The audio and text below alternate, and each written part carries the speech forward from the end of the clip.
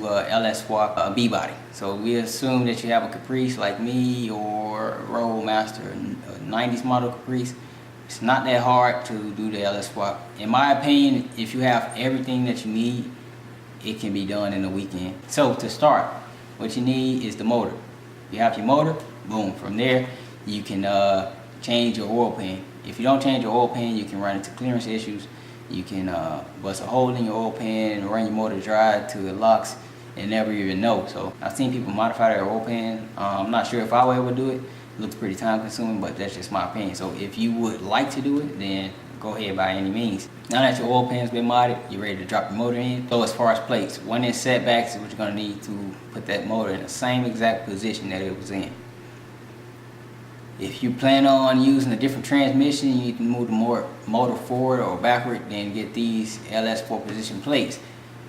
I use these myself personally and I like them very much. Alright, now you have your motor trans is in good, you got your headers on, you can now look at your harness. So with the factory truck harness, you may have to get it reworked. So you can rework it yourself, and that's basically taking out everything you don't need.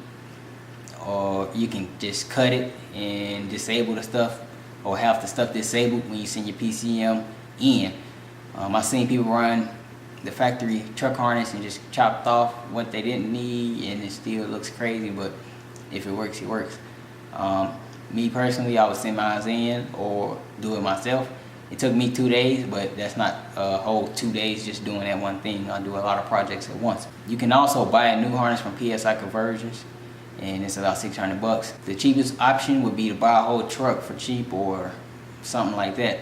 If you do it that way, you can get half of your fuel system, you can get the wiring, the PCM, all of the accessories all still intact. It's very convenient if you do it that way. But that's just my opinion. I'm not saying you have to do it that way. Next, we're going to talk about power and ground. So you need power to your starter solenoid, which is usually a purple wire.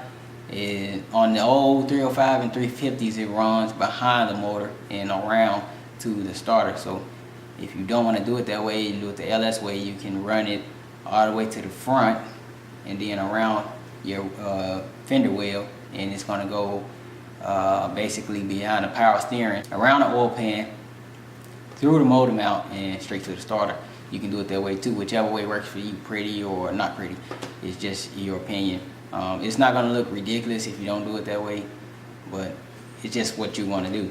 The ground to the block, you can use the factory truck ground and do a battery relocation for your car. I didn't, because I didn't want to do any extra, so I moved my ground from one side to the other, and I used the same power wire from the smaller block and I connected to the starter. So I ran that power and that ground there so I can still use my factory battery relocation.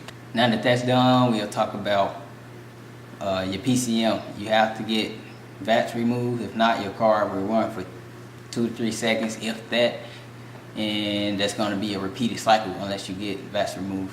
Vehicle anti-theft system. If your factory pump can't support about 60 psi, then it would not work. So a Raw Growth 225 is a great pump for the price. It's about 90 bucks. You get that pump, you get fuel injection hoses. You can use the 87 to 90 sending unit and or tank to stop the lag from turning and get proper PSI at all times. I ran fuel injection hoses. I'll make seal fuel lines eventually. The last thing that you need is to make sure that your fuse block, the one you made or the one that came from PSI or the one you reworked, has power, ground, 12-volt switch, and the fuel pump has power from the fuel pump relay. So the fuel pump relay, a lot of people don't know, but 87 is going to be power, 86 is going to be ground, 85 is going to be the turn on for it. Basically, when you turn the motor to on, PCM comes on, and it's usually a green and white wire. If you have a 99 to 2002 drive-by cable system, it's a green and white wire, and it comes from the PCM and goes to 85. So 30 would be the 10 or 12 gauge, whatever you ran down to your fuel pump. Please do not use less than 14 gauge, because if you do, you're just risking it. You're going to put a strain on your pump. Now that you have all of that, when you turn it on, you should hear sensors, fuel pump, and everything come on. She should be ready to crank right up.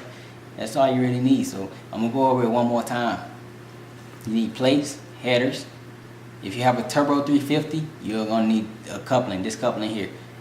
So plates, headers, fuel pump, fuel injection hose clamp, VATS remove, PCM rework, power to the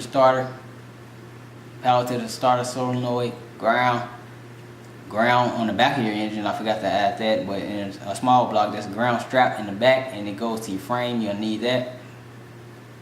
And all those motors, usually there's a TCC, it's a purple wire. It needs to see 12 volts at all times when you're not hitting the brakes. So you have to do another relay for that. And that's it. That should be everything that you need to do that swap.